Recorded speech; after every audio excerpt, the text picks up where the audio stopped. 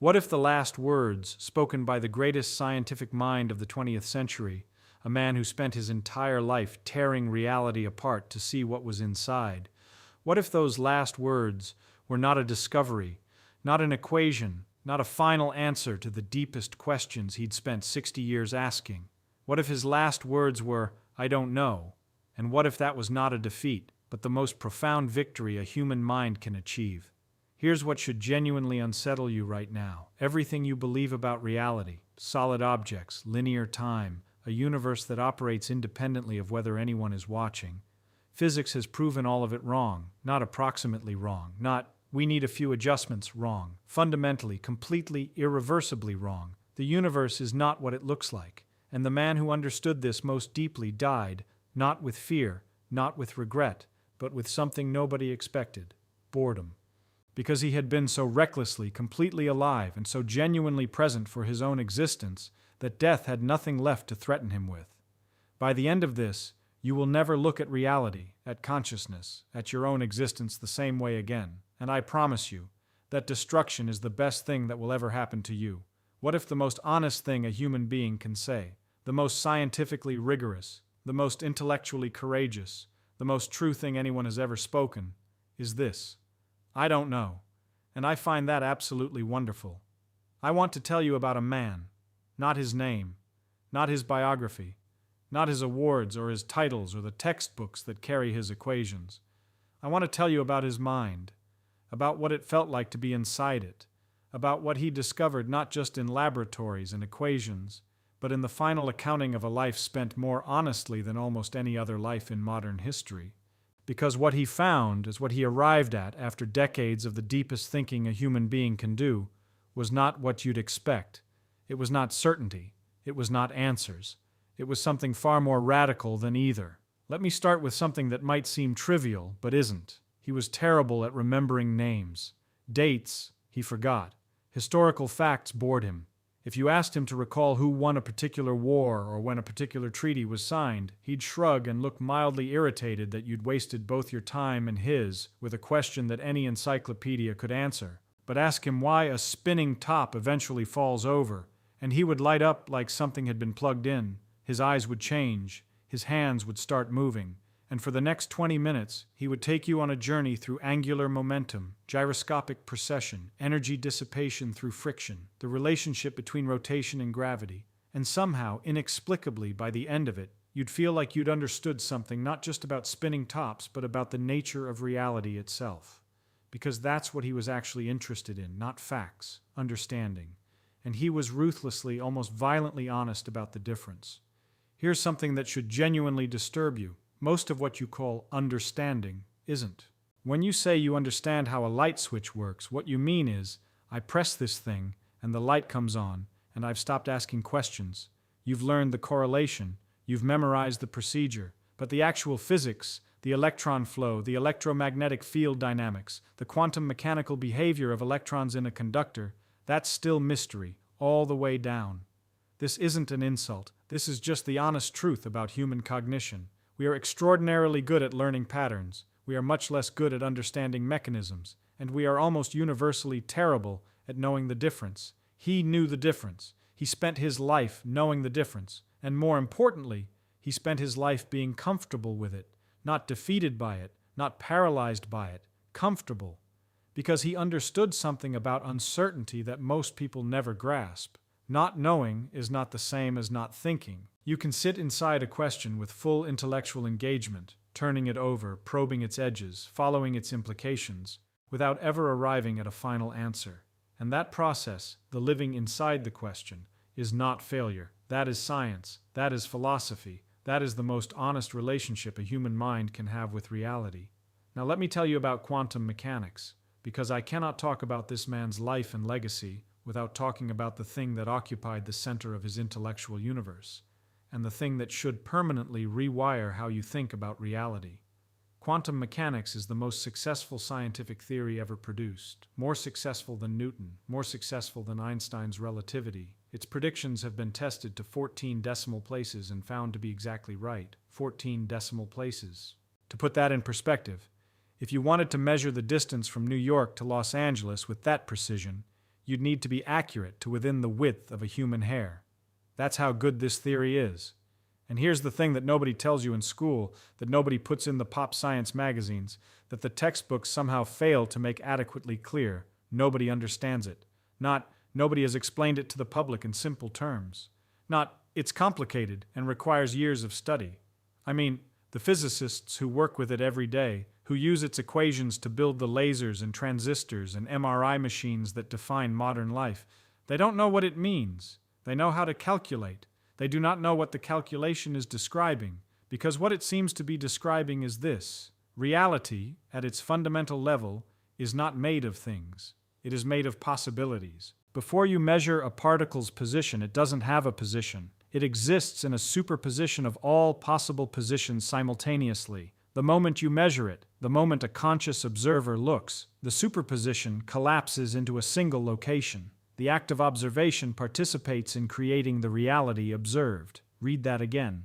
The act of observation participates in creating the reality observed. This is not mysticism. This is not metaphor. This is the most precisely tested scientific theory in human history, telling you that the universe is not a collection of objects sitting in space, waiting to be discovered. It is a collection of potentials that become actual when something looks. And that raises a question that no physicist has answered. What is something looking? What counts as an observer? Is it a conscious mind? Is it any physical interaction? If a tree falls in a quantum forest with no observer, and I mean truly, completely, no observer of any kind, does it fall? He thought about this his whole life. He never gave a definitive answer. And here's what's beautiful. He didn't pretend to. He once said something about the universe that I want you to hold in your mind. He said, "The universe is not obligated to make sense to you." Let that land. The universe is not obligated to make sense to you. Your brain, this magnificent 3-pound organ inside your skull, evolved to help your ancestors find food, avoid predators, navigate social hierarchies, and reproduce. It did not evolve to understand quantum field theory. It did not evolve to comprehend 11-dimensional string theory. It did not evolve to intuitively grasp the curvature of space-time or the probabilistic nature of reality at the Planck scale. The universe is 13.8 billion years old. It is 93 billion light-years across, and that's just the observable portion. It operates at scales from quarks to galaxy clusters, at temperatures from absolute 0 to 10 billion degrees, across 11 or more dimensions that we cannot perceive directly. And your brain, your beautiful, extraordinary, but ultimately very small brain, is trying to understand it using intuitions built on a savanna in Africa 200,000 years ago. Of course it doesn't make sense. The miracle is not that we're confused. The miracle is that we've gotten as far as we have. And the only reason we've gotten this far is because of people brave enough to say, "I don't understand this," and I refuse to pretend otherwise. And I'm going to sit with that discomfort and keep asking. Now I want to talk about something uncomfortable. Most people go through their entire lives without ever genuinely questioning the model of reality they built in childhood. Think about that. By the time you're 8 years old, you've already constructed a working model of how the world operates. Objects are solid. Causes precede effects. Time moves in one direction. Things are either here or not here. The future is uncertain. The past is fixed. And then you grow up and you get busy, and the model gets reinforced 1,000 times a day by the ordinary experience of ordinary life. And why would you question it? It works. It gets you through the day. It tells you how to drive, how to cook, how to navigate relationships, how to make plans. But here's what the physics tells us. And this is the part that should genuinely shatter something inside you. Every single pillar of that childhood model is wrong. Objects are not solid. They are mostly empty space, with electrons orbiting nuclei so far away from the nucleus relative to its size that if an atom were the size of a football stadium, the nucleus would be a marble in the center, and the electrons would be specks of dust near the outer walls. Everything you've ever touched was mostly nothing touching mostly nothing. Causes don't always precede effects. At the quantum level, time symmetry and fundamental equations means physics works the same forward and backward in time.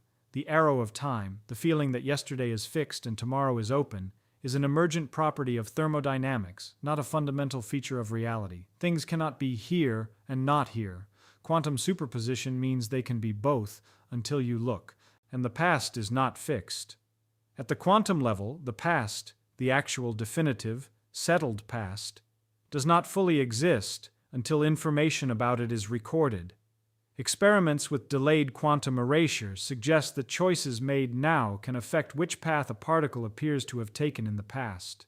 Your childhood model of reality is not just incomplete, it is wrong in every room. And the man we are honoring today knew this more deeply than almost anyone alive, and he loved it.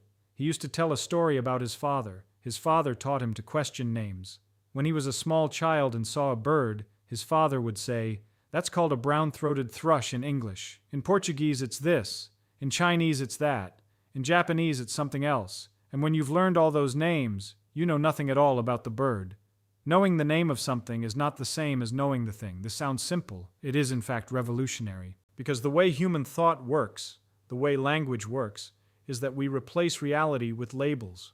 We stick a word on something and treat the word as understanding. We say electricity and feel as if we've explained something, when actually we've just named a phenomenon we still don't fully grasp at the deepest level. We say gravity and feel satisfied, when Einstein showed us that what Newton called gravity is actually the curvature of space-time, which is itself so strange and counterintuitive that it requires entirely different mental machinery to approach. He spent his whole life pulling labels off things to see what was actually underneath. And underneath, always, was more mystery, more depth, more astonishing, beautiful, humbling complexity. And his response to this, always, consistently, his entire life, was not despair. It was joy, because he understood that mystery is not the enemy of knowledge. Mystery is the engine of knowledge. Without the mystery, there is nothing to discover. Without the not knowing, there is nowhere to go. The moment you believe you fully understand something, you've stopped seeing it. Let me tell you what happened at the end of his life. He was in the hospital. His kidneys were failing. He had been through surgery. He was in pain, and he knew, with the same clear-eyed realism he brought to every other problem, that he was not going to leave that hospital. And he reportedly said, "I'd hate to die twice. It's so boring." I want you to sit with that for a moment. A man facing the end of his existence, facing the permanent extinguishing of the most extraordinary mind of his generation.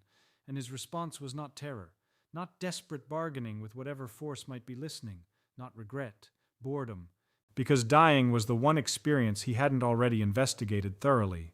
And having investigated it now, having examined it with his characteristic clear gaze, he found it less interesting than he'd hoped. That response is only possible from a man who had been so genuinely, recklessly, completely alive that death had nothing to hold over him. He wasn't brave about death because he didn't understand it. He was at peace with death because he understood life, understood it with a depth and intimacy that most people never approach, and he knew that he had used every single moment of it as fully as a human being can. He had wondered about everything. He had questioned everything. He had played and laughed and calculated and danced in Brazilian clubs and drawn pictures and played bongo drums and cracked safes at Los Alamos for fun and fallen in love and grieved and doubted and discovered. He had been in the most complete sense present for his own existence. And so the end of it was not a theft. It was a completion. Now here's the part that's for you, not for physicists, not for academics, for you. What is your model of reality? Not the one you'd describe if someone asked. The actual operational one, the one that governs how you move through your days, the one that determines what you think is possible, what you think is worth pursuing, what you believe about your own nature and the nature of the world you inhabit. Is it honest, or is it a collection of labels pasted on unexamined assumptions, built in childhood, never seriously revisited? Because here's what physics has actually established, not as a poetic metaphor, not as spiritual speculation, but as the best tested, most reliable description of reality human beings have ever produced. You are a temporary pattern of energy in a universe that is itself a shimmering web of quantum probability. You are not solid. You are not separate. You are not isolated. The atoms that make up your body were forged in stellar explosions and will outlast you by billions of years. The boundaries between you and not you are far less clear than they appear. The world you perceive is a model your brain constructs from sensory inputs. It is not the same as the reality that exists independent of observation. And consciousness, your consciousness, the experience of being you, may not be what you think it is. It may be fundamental to reality in a way we don't yet understand. It may be the universe's method of observing itself. It may be the quantum wave function collapsing continuously into experience. We don't know. We genuinely, honestly, with full scientific integrity, don't know. And that not knowing is not a failure. It is an invitation. The last lecture he ever prepared, he spent hours on a single slide. Not an equation, not a graph, a question. He was still asking, still curious, still reaching into the dark with both hands, not because he expected to find a wall, but because he loved the reaching. That is the legacy, not the answers, the quality of the questions, the willingness to stay inside the mystery without flinching, without manufacturing false certainty to make yourself feel better, without grabbing the nearest comfortable explanation and calling it truth, the willingness to say, I don't know. Isn't that magnificent? Here is what I believe the universe is trying to tell you. Through the double-slit experiment, through quantum entanglement, through the fine-tuned constants, through the hard problem of consciousness, through the arrow of time and the expansion of space and the impossible fact that out of nothing, something emerged that can question its own existence. Reality is trying to tell you that you have no idea how extraordinary it is to be here. You have no idea how vanishingly improbable your existence is. How many cosmic accidents, how many precise physical constants, how many billions of years of stellar evolution and planetary chemistry and biological experimentation were required to produce this moment. You, here, capable of wondering, and the response to that, the only proportionate response to the sheer improbability and beauty and depth of existence, is the same response he carried with him every day of his life. Not certainty, not answers. Wonder, insatiable, reckless, life-consuming wonder. Go look at something you think you understand, and then look deeper, and then deeper still.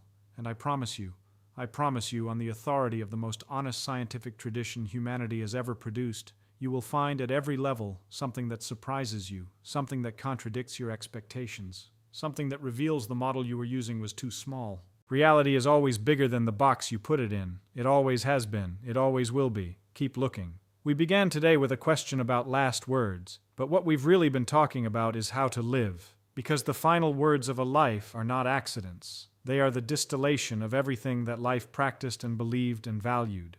They are what remains when everything performative has been stripped away, and only the essential truth is left.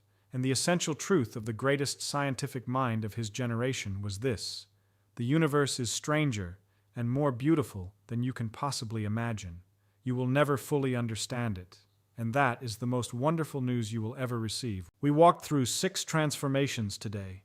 We learned that certainty is the enemy of discovery, that death, faced with an honest life, loses its terror, that quantum mechanics has permanently demolished your childhood model of reality. That scientific knowledge does not reduce wonder, it multiplies it. That I don't know are the 3 most powerful words in any language, and that when you die, you do not disappear. You return to the universe you were always part of. These are not comforting ideas. Comfort was never the point. The point is truth. And truth, real truth, the kind that has been tested and probed and beaten against reality and survived, is always more interesting than comfort. You are a pattern of stardust, briefly organized into something complex enough to feel wonder.